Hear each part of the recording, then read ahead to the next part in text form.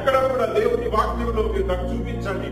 ఏమిటి ఫలానా వాళ్ళు అప్పు తీసుకొచ్చి దేవునికి ఇచ్చారనో, లేకపోతే ఏమిటి మరి లేనిది తీసుకొచ్చి దేవుడు ఇమ్మని చెప్పాడనో, లేకపోతే ఎక్కడన్నా చూపించండి చూద్దాం. నీకు ఇచ్చిన వాటిలో, నీకు కలిగిన వాటిలో దేవుడు నీకు ఏవైతే కలిగించాడో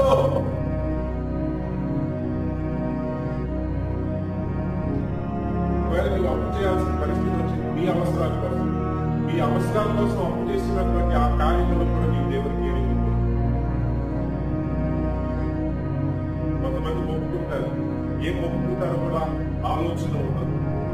దేవుడు నాకు ఏంటంటే సంఘంలో దేవుడు నాకు అప్పు ఇప్పిస్తే నేను దేవుడికి ఇస్తాను. తీసుకునేది అప్పు దేవుడికి తీసుకొచ్చి ఇచ్చేదేంటి? తప్పు కదా. బ్యాంకు